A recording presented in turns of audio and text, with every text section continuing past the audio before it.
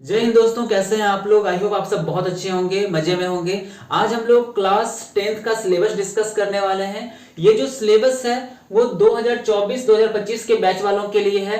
वैसे बच्चे जो अभी अभी क्लास 9 से क्लास 10th में प्रवेश लिया है जिन्होंने, और 2025 में जो पेपर देने वाले हैं, ये सिलेबस उनके लिए है। मैं सिलेबस डिस्कस करूं उससे पहले आप लोगों को एक बार बहुत बहुत बधाई कि आप लोग क्लास 9 से क्लास 10th में प्रवेश कर गए हैं। अगले साल बोर्ड के एग्जाम देने वाले हैं, तो तैयारी बहुत जम के कीजिएगा। उसके लिए आपको पहले सिलेबस देखना पड़ेगा। तो जो सिलेबस है ये मैथ का सिलेबस है, 2024-2025 के बैच के लिए है।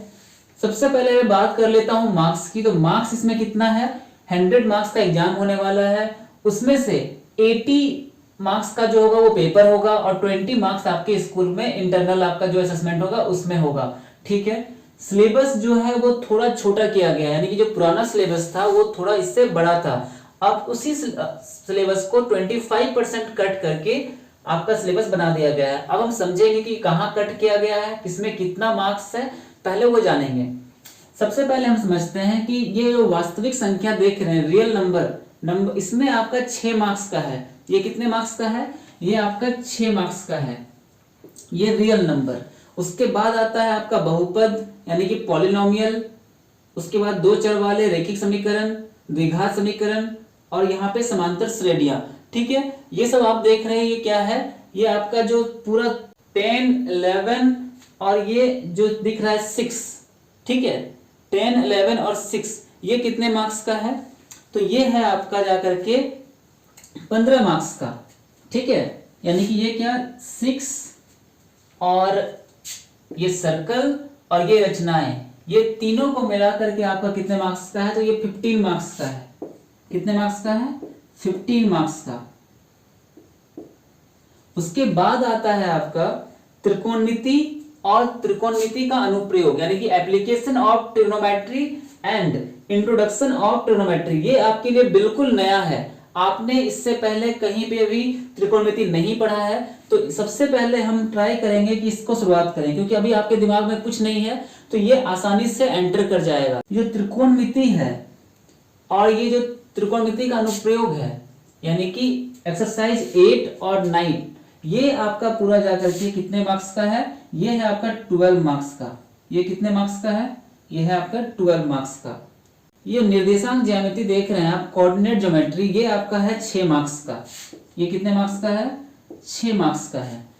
और फिर आते हैं इधर वृत्तों से संबंधित क्षेत्रफल, पृष्ठ क्षेत्रफल। अभी पुराने सिलेबस में ये जो आपका देख रहे हैं एक्सरसाइज 12 और 13, ये अलग अलग था, लेकिन अभी जो नया सिलेबस आया है इन दोनों को कंबाइन करके किसमें डाल दिया गया है, दोनों को मिला के डाल दिया गया है एक्सरसाइज 12 में।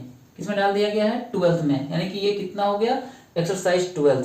और एक्सरसाइज 12 कितने मार्क्स का है, ये है आपका जाकर के 10 मार्क्स का। यानी कि इसमें जो क्वेश्चन पूछे जाएंगे वो कितने मार्क्स के पूछे जाएंगे, 10 मार्क्स के क्वेश्चन पूछे जाएंगे। ठीक है, इसमें से 10 मार्क्स के क्वेश्चन पूछे जाएंगे। उसके बाद आता है सांख्यिकी और प्रोबेबिलिटी। इन दोनों को मिला के जो क्वेश्चन पूछे जाएंगे वो पूछे जाएंगे 11 मार्क्स के। ठीक है, तो ये तीनों आपका कितना यूनिट हो गया, पहला यूनिट क्या हो गया, रियल नंबर का 1। फिर आ गया यहां से यहां तक 2, 3, 4, 5, ये क्या हो गया, ये अलजेब्रा हो गया। उसके बाद त्रिभुज आ गया, वृत्त आ गया और रचनाएं आ गया। इसमें आपका पूछेगा 15 मार्क्स का। फिर आ जाता है आपका निर्देशांक ज्यामिति, कोऑर्डिनेट ज्योमेट्री, ये पूछेगा आपका 6 मार्क्स का। और introduction of trigonometry and application of trigonometry, ये 8 और 9 को मिला करके आपका आएगा 12 मार्क्स का। और यहाँ पे इन दोनों को मिला के एक चैप्टर कर दिया गया। तो मैं आपको सजेस्ट करूंगा कि आप नया एनसीईआरटी लें, कोशिश करें न्यू एनसीईआरटी खरीदने का, क्योंकि न्यू एनसीईआरटी में जो नया सिलेबस है वो दिया हुआ है। ठीक है, अब हम देखते हैं कुछ मैं बताता हूं आपको कि कौन कौन सा कट यहाँ पे किया गया है ना। तो आपके वास्तविक संख्या यानी एक्सरसाइज 1 में 1.4 को हटा दिया गया है। ठीक है, उसके बाद अगर मैं बात करूं यहाँ पे 1.1 को भी हटा दिया गया है। रियल नंबर्स में वास्तविक संख्या में 1.1 को हटा दिया गया, और 1.1 एंड 1.4 को क्या किया गया है, हटा दिया गया है। वैसे ही आपका एक्सरसाइज 2, 3, 4 में भी कुछ कुछ यहाँ पे कट किए गए हैं, ठीक है। 3.1 एंड 3.5 भी कट किया गया है ना। एक्सरसाइज 3 में 3.1 और 3.5 भी कट किया गया है। वैसे ही आपका त्रिकोणमिति में 8.3 कट कर दिया गया है। उसके बाद आप अगर यहाँ पे देखेंगे एक और चीज यहाँ पे बता दूं आपको, हाँ, द्विघाती समीकरण में ना पहले क्या था कि पहले आपका विलोपन विधि था, प्रतिस्थापन विधि था। इसमें क्या कट कर दिया गया है, इसमें आपका वज्र गुणन विधि, क्रॉस मल्टीप्लिकेशन मेथड जो था ये इस कट कर दिया गया है, ठीक है। वैसे ही करके बहुत सारे चीजें यहाँ पे कट की गई हैं। जैसे यहाँ पे देखेंगे तो 13.4 जो था सिलेबस में, ये इसमें पृष्ठीय क्षेत्रफल एवं आयतन में एक 13.4 का एक चैप्टर था, वो हटा दिया गया है। और उसके बाद यहाँ पे हटाया गया है आपका जाकर के 12.1, ठीक है। वृत्त से संबंधित क्षेत्रफल जो आप देख रहे हैं एक्सरसाइज 12 का, इसमें 12.1 एक चैप्टर हुआ करता था कि अब नहीं है। तो वैसे ही करके सिलेबस कट किया गया है। आई होप कि आपको सिलेबस समझ में आ गया होगा। सबसे इंपॉर्टेंट क्या है कि जितना भी सिलेबस है उसको बहुत ही ढंग से तरीके से आपको क्या करना है, रिवाइज करना है। मुझे लगता है कि इस पूरी बुक को मिला के मुश्किल से 800 से 900, 800 से 900 क्या होगा, क्वेश्चन होगा।